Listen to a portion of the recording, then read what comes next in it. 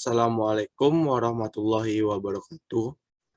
Kami dari kelompok 9C akan membacakan hasil dari tugas besar program komputer kami yang berjudul Pengendalian Persediaan Bahan Baku dengan Metode Min-Max. Kelompok 9C sendiri beranggotakan 1. Afif Tri Zikri Mendra dengan nomor BP 2010933008. Yang kedua, Teguh Rahmat Ramadan dengan nomor BP 2010933012. Yang ketiga, Tri Nugraha Pratama dengan nomor BP 2010933007. Dengan asisten pendamping yaitu Uni Livi Alvesia, dosen pengampu yaitu Bapak Dr. Eng Ardian Agung Yulianto S.Com M.T. Metode Min-Max stok adalah metode pengendalian persediaan stok pangan yang harus ada. Kebijakan persediaan minimum dan persediaan maksimum. Pengendalian persediaan menggunakan metode Min-Max stok meliputi beberapa tahapan, yaitu 1. Safety stock, 2. Minimum stock, 3. Maksimum inventory. Adapun tujuan dan manfaatnya, yang pertama, tujuannya itu untuk menghitung banyaknya persediaan bahan baku. 2. Membuat program sederhana untuk perhitungan bahan baku. Sedangkan manfaatnya, yang pertama, dapat menghitung persediaan bahan baku dengan metode Min-Max. 2. Dapat mempermudah perhitungan menggunakan program yang sederhana yang telah kita buat. Kepada Afif, dipersilakan untuk menjalankan programnya. Baiklah, saya akan menjelaskan programnya. Pada program ini, kami menggunakan konsep modul 5, yakni pemrograman berorientasi objek.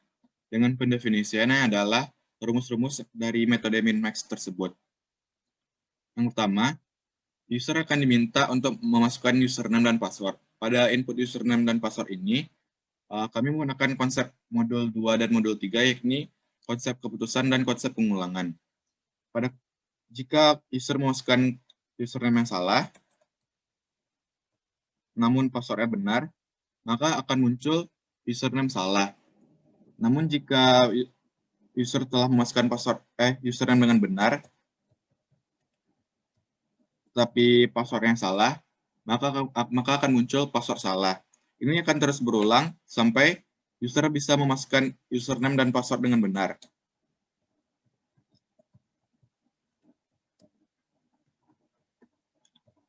Jika username dan password sudah benar, maka akan muncul selamat datang di pengendali persediaan bahan baku dengan menggunakan metode Min-Max.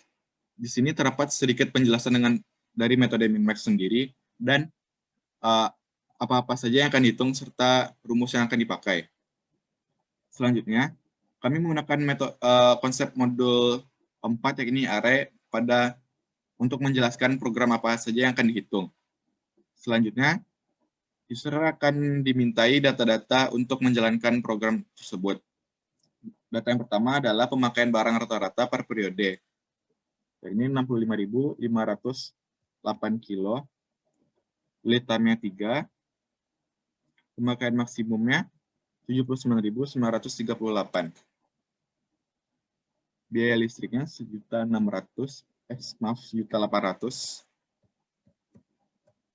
Biaya tenaga kerjanya 2.600.000. Kapasitas maksimum gudangnya 1.500.000. Data-data ini didapatkan berdasarkan jurnal yang kita gunakan sebagai pedoman.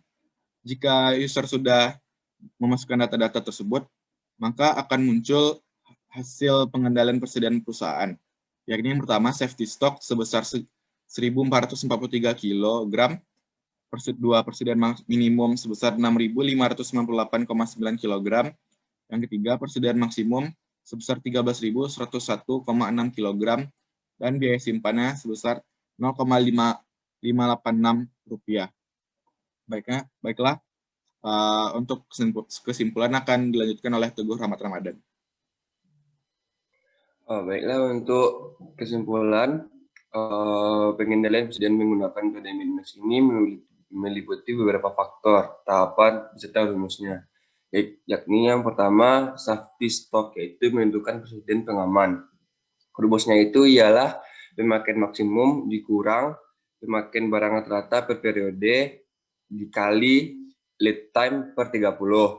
Yang kedua, menentukan persediaan minimum atau minimum inventory. Rumusnya ialah T yakni pemakaian barang rata-rata per periode dikali lead time ditambah safety stock per 30. Dan yang terakhir yakni menentukan persediaan maksimum atau maksimum inventory dengan rumus 2 dikali pemakaian barang rata-rata per periode dikali lead time per 30.